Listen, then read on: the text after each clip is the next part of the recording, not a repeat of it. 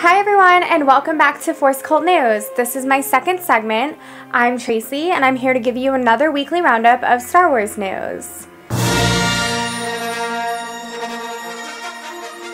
So first off this week, last weekend was New York Comic Con. So we have a really exciting Star Wars tidbit from New York Comic Con. We got the announcement that we're going to have yet another Marvel series, and it's going to center around Kanan. It's going to be called Kanan the Last Padawan. Obviously, Kanan is one of the stars of Star Wars Rebels, and he was one of the protagonists in A New Dawn. I'm personally ecstatic about this because Kanan is slowly becoming my favorite new character in this new canon of characters. He's just very edgy and kind of offbeat, and he just seems to have this really cool backstory. So I'm really excited that Greg Weisman's going to be the writer and Pepe Larraz is going to be the artist. So in an interview, Greg Weisman said that the comic series is going to be decidedly darker than Star Wars Rebels, because it's really going to be focusing on a very dark time in the Star Wars saga.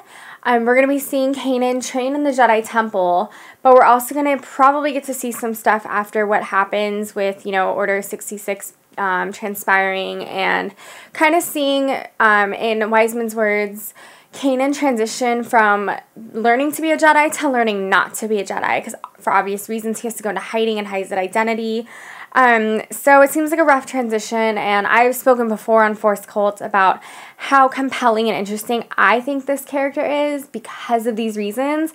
So for me, it's exactly what I wanted from a comic book series. I'm really excited. I'm really looking forward to it.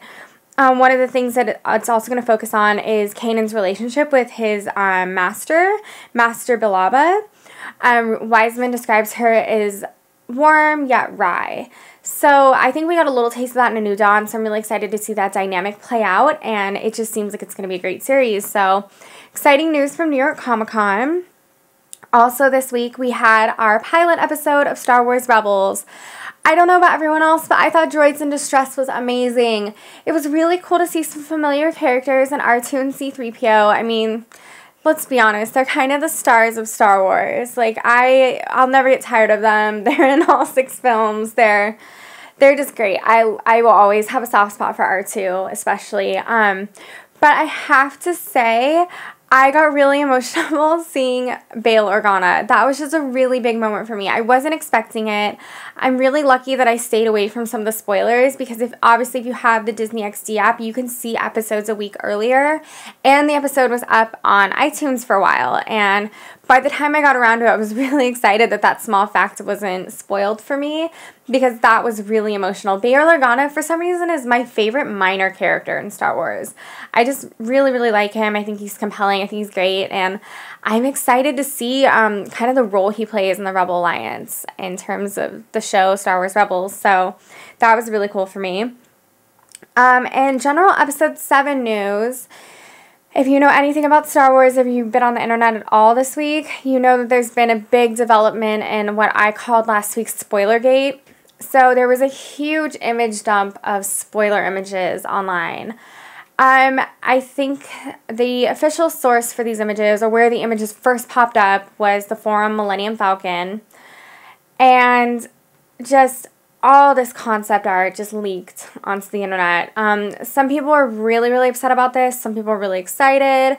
Some fans think it's awful and fake. Some fans think that Disney did it on purpose. There's just been tons of weird, dumb rumors flying around, and I don't know what to really think about it. I think it kind of sucks that we got this big of a leak. A lot of people don't want to see these many spoilers, and just the way people went about it. I mean, obviously a lot of the images have been taken down already, but there is some speculation to be made. One thing that I'm really gleaning from these images that I'm kind of excited about is an image that came out with sort of like a cyborg figure, or a guy with like a bionic eye, and rumor has it that's the conceptual art for Max von Sydow's character. I am a huge fan of him as an actor. The Seventh Seal is one of my favorite movies, so I'm excited to see him play what could be this like war veteran from the Clone Wars, and someone who has, I mean, frankly, been through some shit. and kind of be the guy that Daisy Ridley takes, the lightsaber she finds to and asks him to explain this Force relic. We're starting to kind of piece together some plot points for episode 7 based on these images, and that was one of the things that stood out to me. Again, that rumor came from, or that aspect of the rumor, I got the info from MakingStarWars.net. They've always kind of had their finger on the pulse of what's going on with this, and their analysis of these images is pretty spot on. So if you want to see more of that, check them out. Another cool thing was the crashed TIE fighter was pretty awesome. That picture was just rad. It's kind of cool because the TIE fighter has like red detailing on it, so there's already rumors swirling around that maybe it's part of a different Imperial force, maybe like a privatized military, who knows. And then another one of the more compelling images was with what we presume to be Daisy Ridley's character sort of looking at you or looking at the viewer, and she has a bionic arm wrapped around her, and this cloaked figure is kind of like holding her. I'm not going to lie, the first time I saw it, it looked like he was going in for like a really strong boob grab, but that's obviously not what it is. He's just like holding her, and it's really creepy and weird at the same time. Obviously, this is the figure I discussed last week as possibly being Luke, who's turned to the dark side. So yeah, huge drop of images, lots of stuff to just pick through, lots of details. Who knows what's going to actually make it episode 7, but in the meantime, I mean, we get more stuff to speculate about and have fun, so have at it, everyone, I guess. It is what it is. So, for my next segment, I asked people for community questions, and I got some really cool responses, either by email or Instagram or Twitter. Some people who watch the show sent me some fun questions, so I wanted to answer some fun questions this week. My first question is from Joe. His handle on Instagram is the geek with the big nose. Obviously, I have solidarity with him because I'm a geek with a big nose, and it's awesome, so go Joe. His question was, do you think Captain Rex obeyed/survived Order 66? If yes, do you think he'll be making an appearance in Rebels? That's a really good question, and actually I feel like I've heard people, even my friends, like my circle of Star Wars friends, really, really talk about this and kind of wonder at this. I'm not quite sure, to be honest. Rex wasn't ever one of my favorite characters, so I don't have a huge investment in his personality or like his motives, I suppose. He just wasn't one of the figures that I latched onto in the Clone Wars. However, there's a couple reasons why, or there's a couple rationales I can come up with for either side. He's obviously an ARC trooper, which means he's one of the more elite, more intelligent clone troopers. So that would lend itself to the theory that maybe he was able to resist Order 66. But to me, it also means maybe he's a better clone, so he would actually be ideal for carrying out Order 66, and he would follow kind of in Cody's footsteps and, be an ideal candidate for just knocking down some Jedi. The other thing I think that would maybe lend itself to him resisting it is his really strong bond with Ahsoka. But this can also be damning if you watch the Clone Wars, because in a conversation with Ahsoka, he tells her one of the number 1 rules is always follow orders. I mean, what better order to follow than one that's been ingrained in your freaking brain? So, I don't know. And then the other thing is he's second in command to Anakin. So, I don't know. That's pretty damning in my opinion, because that doesn't leave a lot of room for him to lie low in all of this Clone Wars stuff. I don't know. I really don't know. I can't really say. I think that there's speculation either way. I think from a storytelling standpoint, it would be a lot more interesting if we find out down the line that Rex did escape Order 66 and he didn't carry it out, because we already had to see some of, we already had to see the tragic end of Fives. We already had to see Cody go down that path. So as viewers, I think it would be much more interesting if this story ever gets to be played out, if the creators showed us, maybe Rex defy that and go his own path. I think that would be just better storytelling, so that's my opinion on that.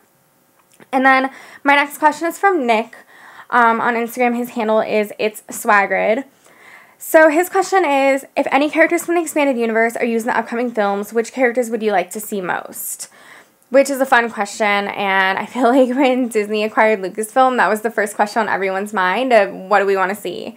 So, first off, obviously I have to say the Solo twins, just because, you know, Jaina and Jason. I think that seeing Jason go to the dark side would be really cool.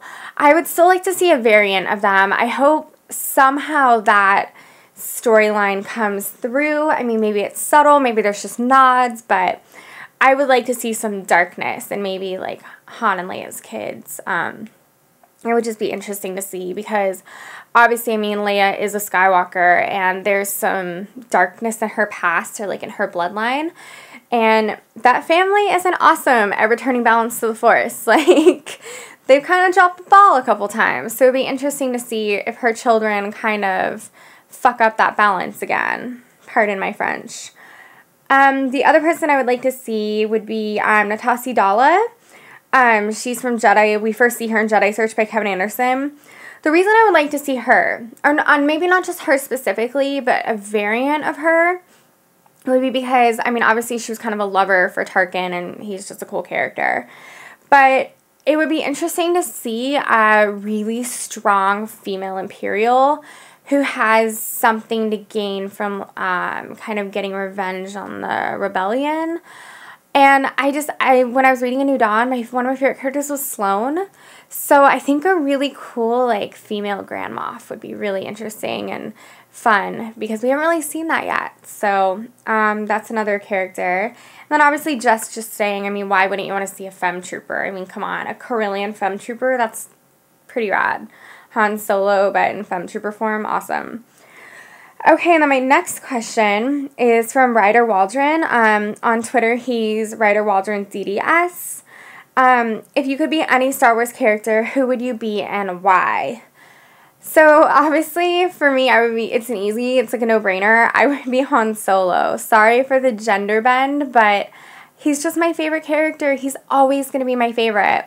He has, like, a weird seedy past, and he kind of starts out the Star Wars, like, his role in the Star Wars saga being very, like, oh, fend for yourself, and these guys are dorks, like, I don't want anything to do with this Rebel Alliance, and then he's kind of won over, whether it's for romance or honor, or he just realizes that they have a good cause, but, you know, he jumps into the fight and becomes a really great character, so I just like his whole development as a character, and he's a badass, so who wouldn't want to be Han Solo? And then this is actually one of my favorite questions. It's from Star Vinyl Fan on Instagram, and his question is, can you explain why Obi-Wan does not seem to recognize R2 in A New Hope? Plot hole, continuity mistake, or is he just keeping it to himself? So I've gotten this question a lot, and I've had people ask me this in real life and talk to people about this in real life. Obi-Wan never says that he doesn't remember R2 specifically, or C-3PO. He says he doesn't recall owning a droid. He never owned R2 or C-3PO, so he's not technically lying. Also, the end of the Clone Wars was pretty dramatic, and everything that they were doing this whole time, like, it's not like Obi-Wan was just, like, chilling out with droids the whole time, would remember, like, a protocol droid in R2 unit. Think about it, he was fighting within an army in, like, a really long, drawn-out war, so he encountered a lot of different droids. So I think you can make the case that maybe he doesn't remember them specifically. I know that seems like a stretch for a lot of people and like a continuity issue, but he didn't technically own R2 and he didn't own C-3PO. So, I mean, it is possible that it's not just a big F up and, oh, you know, George Lucas didn't know that he was going to be making prequels, so it makes sense. I mean, I think you can still make that argument, but I think if you really piece apart the phrasing, you can cut Obi-Wan some slack. Because he's not technically lying or just having amnesia, I suppose. So, yeah, so that's my episode of Force Cult News this week. I hope you enjoy. If you have any other questions for me, please email them to me at tracy@forcecult.com. As always, subscribe and let me know what you think about our episodes. If there's any other aspects you want us to cover or anything you'd like us to address, please let us know. And if there's any tidbits of news that you think we should cover, send it our way. And thank you, and have a good week.